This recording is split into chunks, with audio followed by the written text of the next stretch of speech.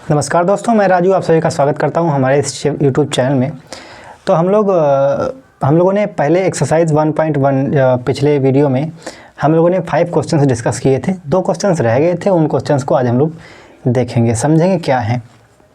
चलिए question number 6 का answer देखते हैं। सोल्यूशन नंबर 6 NCERT हम लोग सॉल्व कर रहे हैं। क्वेश्चन नंबर 6 देखिएगा, कह रहा है एक्सप्लेन वाई, एक्सप्लेन करना है क्यों 7 × 11 × 13 + 13 and 7 × 6 × 5 × 4 × 3 × 2 × 1 + 5 आर कंपोजिट नंबर्स। दिखाना है, ये बता रहे हैं कि क्यों ये दोनों जो नंबर हैं, एक नंबर ये लिखा है, एक नंबर ये लिखा है, ये कंपोजिट नंबर क्यों है। 2 नंबर्स होते हैं। पहला एक होता है कंपोजिट नंबर, मैंने इंट्रोडक्शन में ही बताया था कंपोजिट नंबर के बारे में, कंपोजिट नंबर क्या होते हैं। और दूसरा मैंने बोला था प्राइम नंबर। ये प्राइम नंबर जो है ना, प्राइम नंबर ये बड़ा ही इंपॉर्टेंट है, इसके बात को समझिएगा। कंपोजिट नंबर और प्राइम नंबर ये दोनों कॉन्सेप्ट आपको समझने बहुत ही ज़्यादा ज़रूरी हैं। कंपोजिट नंबर होते क्या है, जैसे मैं कहूँ, मैं लेता हूँ 4। सबसे छोटा कंपोजिट नंबर कितना होता है 4। 4 के अगर हम फैक्टर करें तो इसके फैक्टर में कितना होगा, इसके फैक्टर में कितना होगा 2 × 2 प्राइम फैक्टर। अरे भाई ये क्या लिखे हैं, ये प्राइम फैक्टर लिखे, प्राइम फैक्टर, ये प्राइम फैक्टर लिखे भाई। लेकिन अगर इसी के हम टोटल फैक्टर निकालें, टोटल फैक्टर कितना होगा 1 होगा, 1 से ये डिवाइड होगा, 2 से भी ये डिवाइड होगा और ये 4 से भी डिवाइड होगा। ये क्या है, ये टोटल फैक्टर्स हैं। वो क्या है, वो प्राइम फैक्टर्स हैं। वो क्या है, प्राइम फैक्टर्स, ये टोटल फैक्टर हैं। लेकिन अगर हम ये बोले कोई भी प्राइम नंबर ले ले, जैसे प्राइम नंबर हमने 2 ले लिया, 2 सबसे छोटा और इवन प्राइम नंबर होता है, 2 ले लिया, 2 के कोई केवल 2 ही फैक्टर होंगे, 1 और 2, ठीक है, ये 2 ही फैक्टर होंगे। इसी प्रकार 3 ले ले तो 1 और 3 केवल 2 ही फैक्टर होंगे। इसी प्रकार 5, 1 और 5 केवल 2 ही फैक्टर होंगे, ठीक। तो ये तीनों कैसे नंबर हैं, ये प्राइम नंबर है। प्राइम नंबर की खास बात ये होती है कि केवल 2 फैक्टर होते हैं। लेकिन कंपोजिट नंबर में हम देखने को पा रहे हैं, कंपोजिट नंबर में कि 3 फैक्टर हो रहे हैं। 3 फैक्टर होंगे या 3 से ज़्यादा भी हो सकते हैं। जैसे मैं अगर बात करूँ 12 की बात करते हैं। 12 की अगर हम 12 की बात करें तो 12 के फैक्टर में 1 आएगा, 2 आएगा, 3 आएगा, 4 आएगा, 6 आएगा और सीधा 12 आएगा। कई सारे फैक्टर्स हमको दिखाई दे रहे हैं। इसलिए ये 12 क्या है, ये कैसा नंबर है, ये कंपोजिट नंबर है। कंपोजिट नंबर का मतलब होता है 1 से तो सारे नंबर डिवाइड होते हैं और इटसेल्फ मतलब अपने आप से भी सारे नंबर डिवाइड होते हैं। बात को समझिएगा, जो 12 नंबर है 12, ये 1 से तो डिवाइड होगा ही होगा और 12 से भी तो डिवाइड होगा। लेकिन 1 और 12 को छोड़ करके अगर किसी दूसरे नंबर से डिवाइड हो रहा है ये 12 नंबर, तो हम इसको सीधा बोलेंगे ये कंपोजिट नंबर है। क्या है, कंपोजिट नंबर। यानी कि 1 एंड इटसेल्फ के अलावा अगर कोई दूसरा फैक्टर मिल गया, एक भी अगर फैक्टर मिल गया दूसरा, तो हम बोल देंगे तुरंत वो जो नंबर है वो कैसा नंबर हो जाएगा, कंपोजिट नंबर हो जाएगा। लेकिन प्राइम नंबर की खासियत क्या होती है, प्राइम नंबर में एग्जैक्टली 2 फैक्टर्स होंगे, एक ये और एक ये, एक 1 और दूसरा इटसेल्फ, स्वयं, 1 और इटसेल्फ स्वयं। समझ में आ रही बात।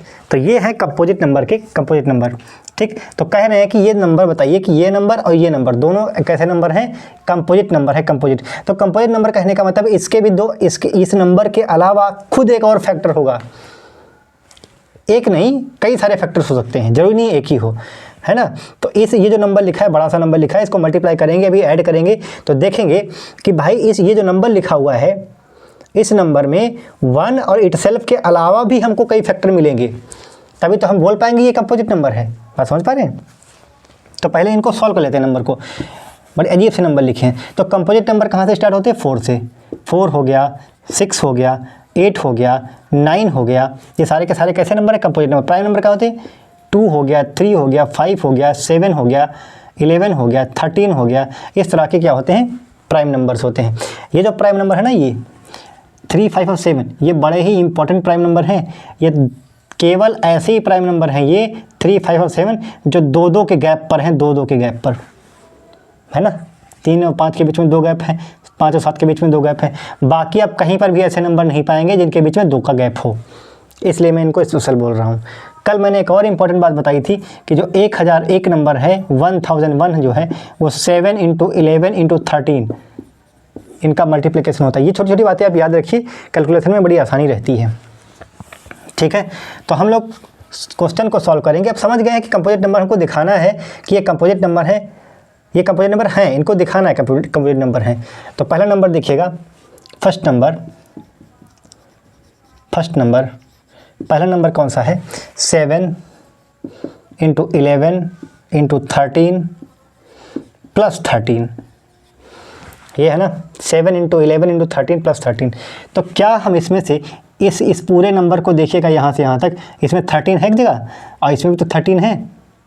ठीक, तो 13 अगर हम बाहर निकाल लें, कॉमन ले लें, 13 अगर हम कॉमन ले लें तो क्या बचेगा यहाँ पर, यहाँ तो 1 बचेगा। 1 का मल्टीप्लाई किसी नंबर में करो वहीं रहता है, और 7 और 11 तो 7 और 11 बचेंगे, 7 × 11। ठीक, यहाँ पर कितना बचेगा, यहाँ पर कितना बचेगा, प्लस तो प्लस हमने लगा लिया, यहाँ 30 था 13, 1 जा 13 होता है, 13 1 जा 13। अब अगर हम इसको मल्टीप्लाई भी करते हैं 7 × 11 × 13 हो जाएगा ना, और 13 की गुणा 1 में 13 करना 13 हो जाएगा। ठीक, बराबर वही बात लिखी है। ठीक, अब जरा देखिएगा ध्यान से, तो ये 30 लिखा है 13। ठीक, ये क्या लिखा है 11 77 तो 77 है ना, 11 का 7 में मल्टीप्लाई 77 आएगा, और प्लस का 1, यानी कि ये कितना हो जाएगा 78। 13 गुणे ये रहा 78। अब 78 को अगर हम फैक्टर करना चाहें 78 के, 13 तो प्राइम नंबर है, 13 तो प्राइम नंबर है, इसके तो फैक्टर होंगे नहीं। अगर हम 78 के फैक्टर करना चाहें 78 के फैक्टर करना चाहें तो क्या लिखेंगे, 2 से डिवाइड करें, 2 से 2 3 6, 1 बच गया, 2 9 18, फिर 3 से कटेगा, 3 करना 3 3 3 9, फिर 13 से कट जाएगा, 2 × 3 × 13, 2 × 3 × 13, 13 × 78 वैसे भी होता है। तो 13 तो 13 रहा ही। 78 के फैक्टर कितने हैं, 2 × 3 × 13, 2 × 3 × 13। इसका मतलब ये हुआ 2 × 3 × 13 × और 13 कितनी बार है, 2 बार, इसलिए 13 का स्क्वायर। ठीक, अगला नंबर देखते हैं, ये वाला बड़ा अजीब सा नंबर लिखा है ये भी। दूसरा नंबर जो है, दूसरा नंबर सेकंड नंबर क्या है भाई, सेकंड नंबर क्या है, 5 6 7 6 5 4 3 2 1 + 5। ये 7 से स्टार्ट है, 7 × 6 × 5 × 4 × 3 × 2 × 1 + 5। ज़रा ध्यान से सुनिएगा, अगर हम यहाँ से यहाँ तक पूरा नंबर देखिए, यहाँ से यहाँ तक, इसमें 5 कॉमन है ना 5, और यहाँ पर भी तो 5 है, तो 5 अगर हम बाहर निकाल लें तो कितना बचेगा, 7 6 4 3 2 1, 7 × 6 × 4, 5 तो बाहर निकाल लिया हमने, 4 × 3 × 2, अब 1 से तो कोई मतलब है नहीं, और प्लस का 1, वो वाला 1 है, ये नहीं, बार बार हम 1 को नहीं लिखेंगे, 1 से क्या ही मतलब है, 1 से मल्टीप्लाई करके उतना ही आना है।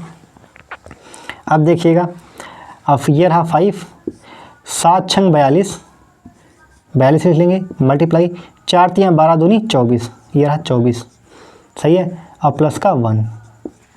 बात समझ में आई होगी।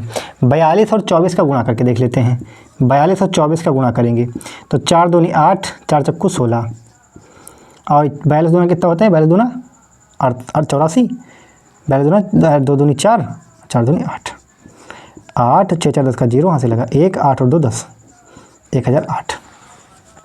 कितना आया, 1008। अब ये 1008 आ चुका है, 5 × अब ये इसका मल्टीप्लाई 42 और 24 का मल्टीप्लाई कितना है, 4 दूनी 8, 4 चक्कू 16, 2 दूनी 4 और 2 चक्कू 8। ठीक है, 8 6 4 10 का 0 वहाँ से लगा 1, 8 और 2 10। ठीक है, 1008 है, 1008 और एक और है तो 1009 नहीं हो जाएगा, जुड़ जाएगा ना, 1009। ठीक बात। अब ये जो 1009 लिखा गया है, 1009 जो लिखा गया है, ये किस नंबर से डिवाइड होता है, हमको ये देखना है, इसके फैक्टर निकालने 1009 के। 1009 के जरा हम फैक्टर निकालेंगे, 1009 के अगर फैक्टर हम निकालें तो कितने आएंगे फैक्टर इसके 1009 के। तो क्या ये 2 से डिवाइड होगा, नहीं। 3 से होगा क्या, 3 से भी नहीं होगा। 4 से होगा क्या, 4 से भी नहीं होगा। 5 से होगा, 6 से होगा, 7 से होगा, 3 से तो होगा नहीं। 4 6 7 7 से होगा, 7 से देख लेते, 7 से अगर हम डिवाइड करेंगे, 7 से अगर हम डिवाइड करेंगे तो 7 करना 7, 3 बचेगा, 7 चौके 28, 2 बचेगा, 7 से नहीं होगा। क्या 8 से होगा, 9 से होगा, 11 से होगा, 11 से गैस करके देख सकते हैं। 11 9 99 होगा, 11 से भाग करेंगे ना, 100 लेंगे, 10 तो कम पड़ जाएगा, 100 लेंगे 100, तो 11 9 कितना होगा 99, एक बच्चा का 1 तो 19 आ जाएगा। तो नहीं होगा, 11 से भी नहीं होगा। क्या 13 से हुआ, 13 से तो 13 सती 91 होगा, 13 सती 91, 100 होगा, 100 91, तो कितना बचा 9, तो 99 बच जाएगा। नहीं होगा 13 से भी। इसको ऐसे ही छोड़ दो, ज़्यादा अगर प्रॉब्लम हो रही तो ऐसे ही छोड़ दो। अगर हम इसको लिख लें 5 × 1009, अब जरा पहले वाले नंबर को अगर हम x मान लें, x, इसको x मान लें और इसको y मान लें, ठीक। तो अगर हम ये कहें भाई y एक नंबर है जो 5 से डिवाइड होता है, 5 से, y क्या है, y इज इक्वल टू 5 × 1009 और x इज इक्वल टू 2 × 3 × 13⁻², यानी कि x क्या होगा, x 2 से भी डिवाइड होगा, 3 से भी डिवाइड होगा, है ना, और 13 से भी डिवाइड होगा। और y एक ऐसा नंबर जो 5 से भी डिवाइड होगा और 1009 से भी डिवाइड होगा। 1009 किसी से 17 से डिवाइड हो रहा होगा, है ना, या तो 21 से डिवाइड हो रहा, ये 23 से डिवाइड हो रहा होगा। एक हमको मिल गया, बस एक ही काफ़ी है, ठीक। हेयर तो हम कैसे लिखेंगे, hair x and y have factors more than 2, 2 से ज़्यादा है ना भाई, 1 तो सबका फैक्टर होगा और ये नंबर खुद तो फैक्टर होगा ही होगा। अब मोर देन 2 2 हो गए, 2 तो प्राइम के लिए होते हैं, और एक और हमको मिल गया, यहाँ 2 मिल गया, यहाँ 5 मिल गया, ठीक। More than 2, hence x and y are the composite numbers।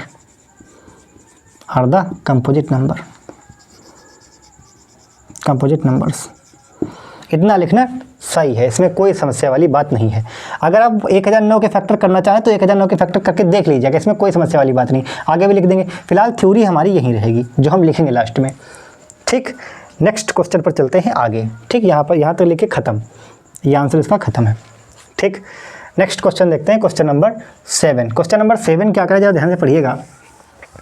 There is a circular path around a sport field, एक स्पोर्ट फील्ड है, उसके आसपास एक सर्कुलर टाइप का फील्ड है। कैसा सर्कुलर फील्ड है, एक ये स्पोर्ट का खेल है, ये खेल का मैदान है, ये उसके पास जो है एक सर्कुलर पाथ है, इस तरह से किनारे किनारे जो है एक सर्कुलर पाथ है, ठीक।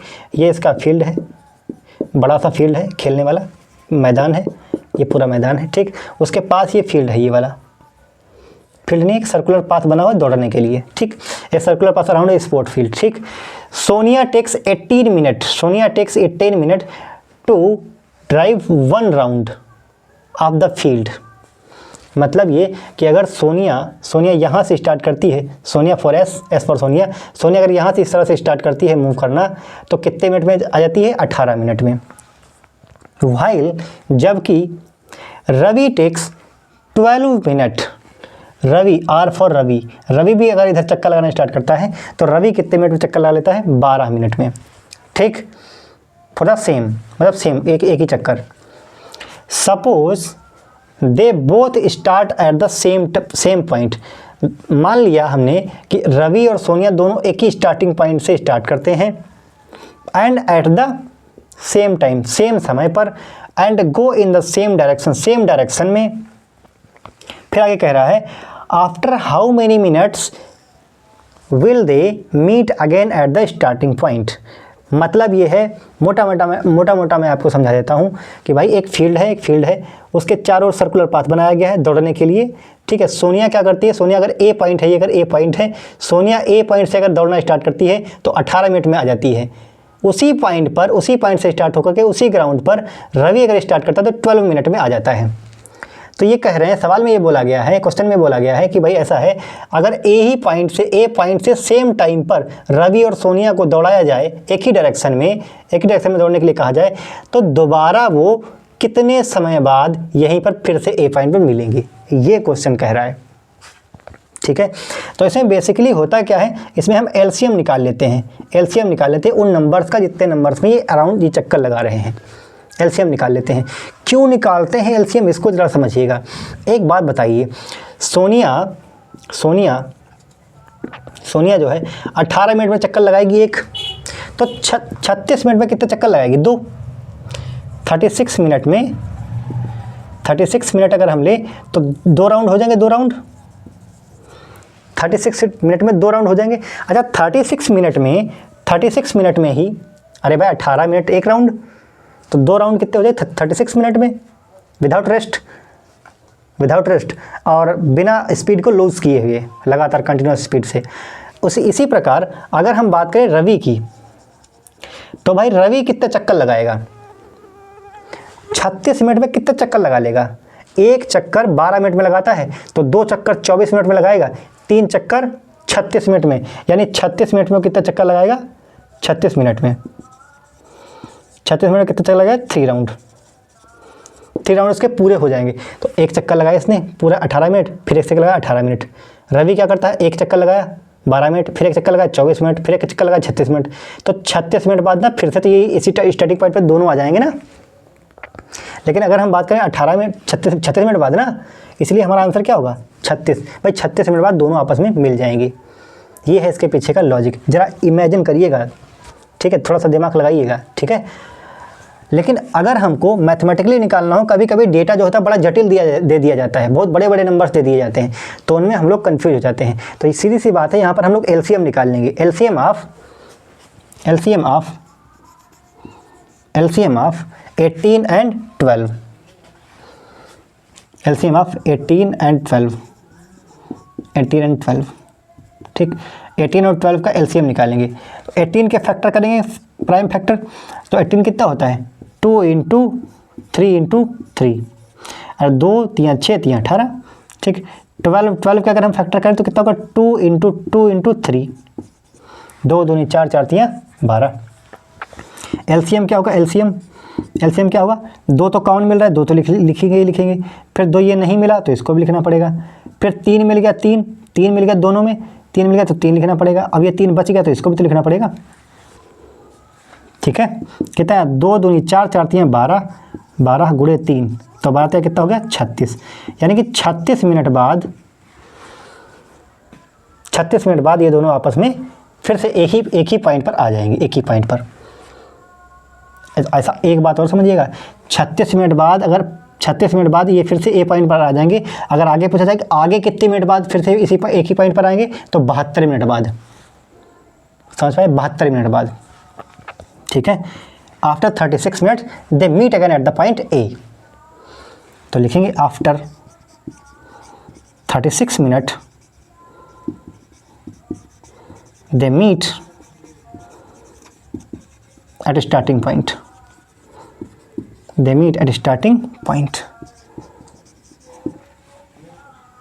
राइट, ठीक। तो ये हमारा आंसर हो जाता है। तो ये एक्सरसाइज यहीं पर ख़त्म हो जाती है, ठीक। आगे हमारा जो कॉन्सेप्ट है, इसको आप नोट कर लीजिएगा। आगे जो कॉन्सेप्ट है हमारा, उसको देखेंगे रेशनल और इरेशनल का, ठीक है, रेशनल और इरेशनल का। तो भाई रेशनल क्या होते हैं, इरेशनल क्या होता है। जो रियल नंबर है, जो रियल नंबर्स होते हैं, ज़रा ध्यान से समझिएगा, बड़ा ही इंटरेस्टिंग चीज़ है ये। जो रियल नंबर होते हैं, रियल नंबर्स बेसिकली जो होते हैं रियल नंबर्स को बेसिकली 2 कैटेगरी में डिवाइड किया गया था। एक जो कैटेगरी थी वो थी उसको बोला हमने था रेशनल नंबर, 9th में रेशनल नंबर्स। एक कैटेगरी क्या थी, रेशनल नंबर। एक कैटेगरी किसकी थी, इरेशनल नंबर की, इरेशनल नंबर्स। इसकी एक कैटेगरी थी इरेशनल नंबर्स की। भाई रेशनल और इरेशनल क्या था, इसको समझने से पहले हम इंटीजर समझ लेते हैं। इंटीजर्स जिसको हम लोग जेड से डिनोट किया करते थे। इंटीजर्स क्या होते थे, इंटीजर होता था 0 +-1 +-2 +-3 +-4, इस तरह के इंटीजर होते थे, यही तो होते थे। अब रेशनल नंबर क्या है, 9th स्टैंडर्ड में ही परिभाषा पढ़ाई जाती थी कि भाई रेशनल नंबर वो नंबर्स होते हैं जिनको हम P/Q फॉर्म में हम रिप्रेजेंट कर सकें, P/Q फॉर्म में रिप्रेजेंट कर सकें। रिप्रेजेंटेबल हों पी बटा क्यू फॉर्म में। जहाँ पर ये बोला गया था where P and Q must be integers, must be integers, दोनों पी और क्यू क्या होने चाहिए, इंटीजर्स होने चाहिए। और साथ ही साथ कंडीशन बोली जाती थी कि क्यू क्या है, जीरो नहीं होना चाहिए। भाई क्यू अगर जीरो हो गया तो डिवाइड में जैसे ही जीरो आएगा इन्फिनिट पहुंच जाएगा नंबर, नंबर का कोई अस्तित्व ही नहीं रह जाएगा। तो ये रेशनल नंबर की बात थी। इरेशनल नंबर में क्या था, इरेशनल नंबर हमने उनको बोला था कि जो पी बटा क्यू फॉर्म में रिप्रेजेंट नहीं किया सकते, रिप्रेजेंट न किए जाए, हम उनको पी बटा क्यू फॉर्म में रिप्रेजेंट न कर सकें। ठीक, तो पी और क्यू की डिफरेंस की तो बात ही नहीं रही। तो हम ये कह रहे हैं कि रेशनल नंबर हम उसको बोलेंगे, रेशनल नंबर हम उसको बोलेंगे जो पी बटा क्यू फॉर्म में रिप्रेजेंट किया जा सके, और जहाँ पर पी और क्यू क्या होना चाहिए, क्या होना चाहिए, इंटीजर, इंटीजर, इंटीजर, क्या होना चाहिए, इंटीजर। ठीक है, तो इंटीजर क्या होते हैं भाई, इंटीजर लिखे हैं +-1, +-2, +-3, +-4, +-5, इस तरह के इंटीजर होंगे। तो पी बटा क्यू फॉर्म में रिप्रेजेंट किया जा सके। अच्छा एक बात और है, अगर मैं कहूँ 7 तो क्या ये पी बटा क्यू फॉर्म में है, क्या ये पी बटा क्यू फॉर्म में है, बिल्कुल है। इसके बटे में 1 लिख लेंगे। हर नंबर के बटे में 1 होता है, डिवाइड में डिनोमिनेटर में 1 होता है, ये हम मान सकते हैं।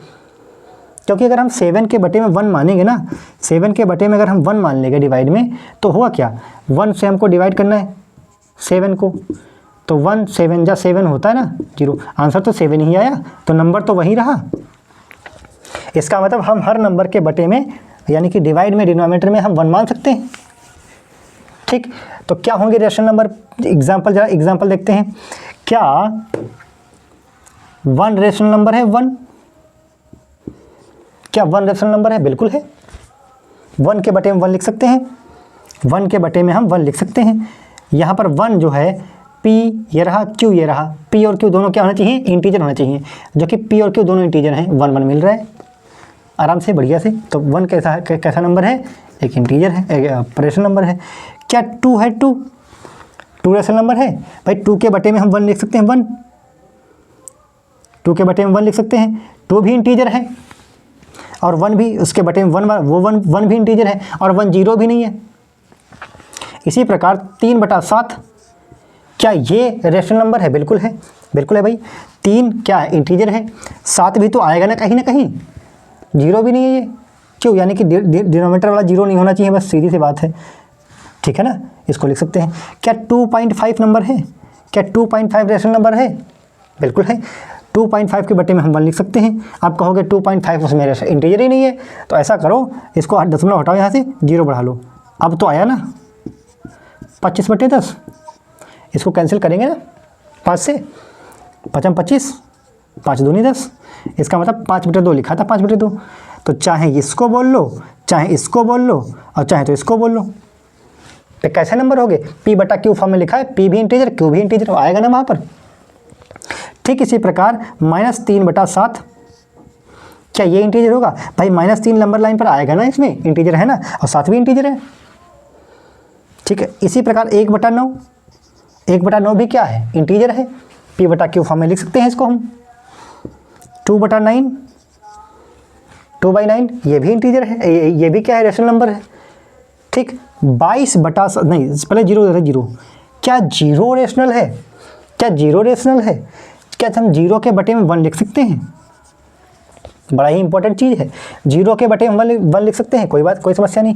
पी भी क्या होना चाहिए, इंटीजर होना चाहिए, पी इंटीजर है क्या, 0 है। क्यू ये रहा 1, और क्यू 0 नहीं होना चाहिए, 0 नहीं है, 1 है। और ये क्यू भी तो इंटीजर होना चाहिए, तो इंटीजर भी तो है, पी भी इंटीजर, क्यू भी इंटीजर, क्यू 0 भी नहीं है, पी 0 है ना, पी पर कोई बाउंडेशन नहीं है, क्यू पर बाउंडेशन है भाई, क्यू पर बाउंडेशन है कि क्यू 0 नहीं होना चाहिए, पी पर कोई बाउंडेशन नहीं है। पी 0 हो जाए कोई समस्या, पी नेगेटिव हो जाए कोई समस्या नहीं, बट क्यू 0 नहीं होना चाहिए, राइट। इसलिए हम ये क्लियर कट कह सकते हैं कि 0 क्या है, 0 क्या है, 0 एक रेशनल नंबर है, रेशनल। ठीक, इसी प्रकार 22/7 बड़ा कन्फ्यूजन होता है इसमें बच्चों को। 22/7 पी बटा क्यू, ये रहा पी, ये रहा क्यू, क्या पी और क्यू दोनों इंटीजर होंगे, इंटीजर होंगे भाई, हाँ आएंगे। +-4 है, +-6 भी आएगा, 8 भी आएगा, 11 15 20 50 100 1 लाख सब भी सारे नंबर आएंगे। इसलिए 22/7 एक रेशनल नंबर होगा। लेकिन कहते हैं कि पाई जो होता है, पाई वो एक इरेशनल नंबर होता है, क्योंकि पाई की वैल्यू जो होती है, पाई की वैल्यू 3.147 ऐसे करके होती है। लेकिन पाई की वैल्यू हम लोग क्या कहते हैं, पाई की वैल्यू क्या होती है, 22/7 हम लोग कहते हैं, 22/7 हम लोग कहते हैं। जबकि 22/7 एक रेशनल नंबर है और पाई क्या है, एक इरेशनल नंबर है। ऐसा क्यों, ये क्या चक्कर है भाई? तो एग्जैक्ट मैं कहूँगा कि जो 22/7 वैल्यू है वो पाई की एग्जैक्ट वैल्यू नहीं होती है। पाई की एग्जैक्ट वैल्यू होती है, पाई की एग्जैक्ट वैल्यू होती ही नहीं है कुछ। पाई जो होता है वो 3.14732 कभी रिपीट नहीं करता, कभी भी रिपीट नहीं करता। अगर ये रिपीट करते हैं ना 3.147 तो तुरंत हम इसको क्या बोल देंगे, इसको क्या बोल देंगे, ये रेशनल नंबर होगा, रेशनल। तुरंत एक ऐसा नंबर हो जाएगा रेशनल। लेकिन बड़ी इंपॉर्टेंट बात ये है कि पाई जब खोजा गया, पाई का मान दिया गया था, तो दशमलव के बाद कभी नंबर रिपीट किए ही नहीं।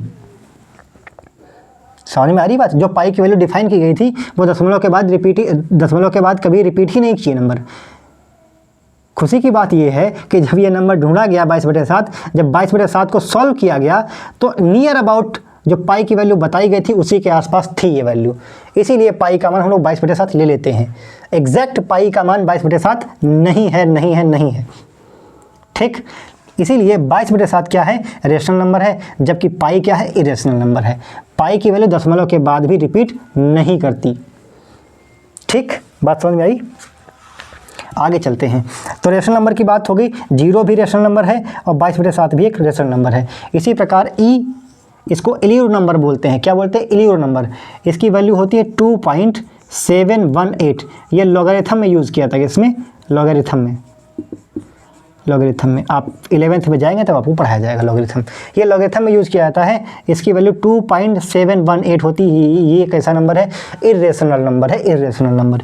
इसी प्रकार √2, √3, √5, √7 ये सारे के सारे कैसे हैं, इरेशनल नंबर है। क्या हम इसको p/q फॉर्म में डिनोट कर पाएंगे? क्या हम 3.1 को p/q फॉर्म में डिनोट कर पाएंगे? भाई ये रिपीट तो करे नंबर, कहीं पर ख़त्म तो हो, तब तो हम दशमलव हटा के नीचे 0 बढ़ाएं। ख़त्म ही नहीं हो रहा ना यार, ये ख़त्म ही नहीं हो रहा। तो दशमलव हम कितने 0 बढ़ा लें नीचे, कितने 0 बढ़ा लें, ये ख़त्म ही नहीं हो रहा है, भाग जा रहा है, भाग जा रहा है, बराबर डिवाइड हुए जा रहा है दशमलव के बाद। इसीलिए हम इसके बटे में 1 लिख के 0 बढ़ा ही नहीं सकते। कितने बढ़ा लें 0, कापी का इंक खर्च हो जाएगी बढ़ाते बढ़ाते 0। इसलिए ये एक ऐसा नंबर है, इरेशनल नंबर है। ठीक बात। यहाँ पर भी वही बात है। दशमलव के बाद 2 7 1 8 4 3 5 6 7 8 9 2 1 0 0 ऐसा करके नंबर आते जाएंगे दशमलव के बाद, रिपीट नहीं करेंगे नंबर। अगर ये 2.7189 7 1 8 9 इस तरह से रिपीट करने लग जाए ना, तो ये 7 1 8 9 7 1 8 9 7 1 8 9 ये रिपीट करा ना, तो तुरंत हम इसको क्या बोल देंगे, ये रेशनल हो जाएगा, रेशनल। बट ऐसा है ही नहीं, ऐसा तो है ही नहीं, ये रेशनल नहीं है, रिपीट ही नहीं करता। ये दशमलव के बाद ई के एलियोर नंबर की वैल्यू दशमलव के बाद रिपीट ही नहीं करती, लगातार चलती रहती है, रिपीट भी नहीं करती। इसलिए इसको क्या बोलते हैं, इरेशनल नंबर। अब रही बात √2 की, √2 बाई 1 लिख सकते हैं, कोई समस्या नहीं है। √2 बाई 1 लिख सकते हैं, कोई समस्या नहीं। लेकिन भाई एक बात बताना, इसके हिसाब से ये p है और ये q है, और p और q क्या होना चाहिए, इंटीजर होना चाहिए। क्या कहीं हमको √2 इंटीजर दिख रहे हैं? इस लाइन पर कभी भी √2 आएगा इंटीजर में? √2 तो इंटीजर होता ही नहीं, इसलिए p/q फॉर्म में हम लिख ही नहीं पाएंगे इसको। यही केस है √7 के साथ, √7 के बटे में 1 तो लिख लेंगे, कोई समस्या नहीं। ये तो फुलफिल कर रहा है कंडीशन को, इंटीजर है। लेकिन ये 7 गड़बड़ कर दिया, इस 7 ने गड़बड़ कर दिया, इसलिए ये इंटीजर नहीं है। इसलिए ये इंटीजर नहीं है, इसलिए पूरा जो नंबर है वो इरेशनल नंबर हो जाएगा, रेशनल हो ही नहीं पाएगा। समझ में आई बात? आई होप यहाँ तक समझ में आया होगा। अब एक और बात रह जाती है, एक बात और रह जाती है, बात को समझिएगा। जैसे मैं कहूँ कि एक नंबर है 9 एक नंबर है,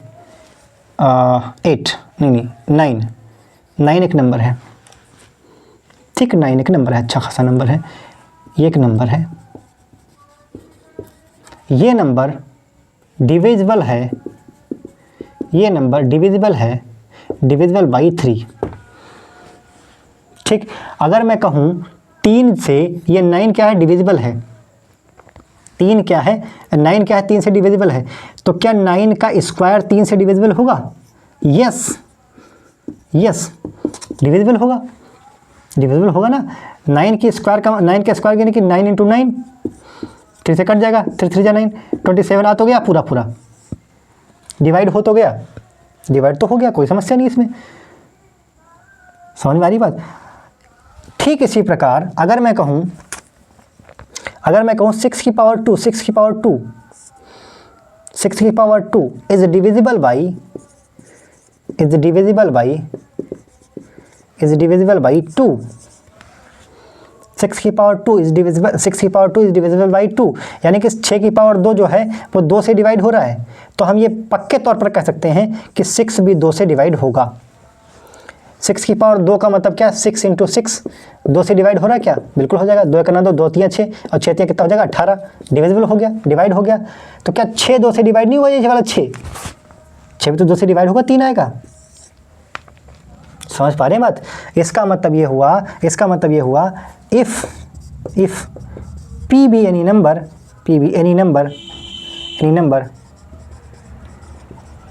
which is divisible by a where p square ले लो। तो if p square be any natural number, कोई any number है, b be any number which is divisible by a where a is prime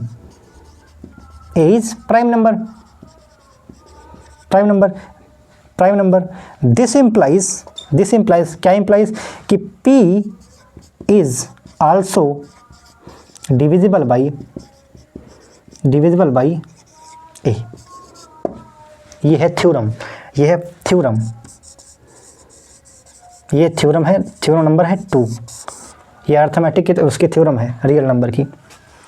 ठीक, क्या theorem है कि अगर p square 6 का स्क्वायर p स्क्वायर हो, चाहे p की पावर 2 लगी, चाहे p की पावर 3 लगी, चाहे p की पावर 4 लगी हो, p की पावर n लगा लो, पावर ज़्यादा समस्या है, p की पावर n लगा लो, p की power n be any number which is divisible by a where a is a prime number। तो p भी जो नंबर होगा, जो p नंबर होगा, ये p की पावर n अगर डिविजिबल है किससे, a से, तो हम ये कहेंगे जो p नंबर होगा p, ये भी डिविजिबल होगा किससे, a से। इसी को बोलते हैं थ्योरम। ये थ्योरम है, दूसरी थ्योरम है आपके NCERT की। ठीक है, समझ में आई बात। इसी प्रकार यहाँ पर देखा गया था 9 की पावर 2 अगर डिविजिबल है 3 से, तो हम ये डायरेक्ट कहते हैं कि जो 9 होगा, 9 भी तो 3 से डिविजिबल होगा, है ना। 72 की पावर 7 अगर डिविजिबल है 2 से डिविजिबल है, तो हम ये साफ तौर पर कह पाएंगे कि 72 भी 2 से डिविजिबल होगा, इसमें कोई दो राय नहीं है। ठीक है, so this is all about real numbers and irrational numbers. कल जो है हम लोग नेक्स्ट वीडियो में इरेशनल नंबर का प्रूफ देखेंगे, इरेशनल नंबर का प्रूफ क्या होता है। ओके, धन्यवाद।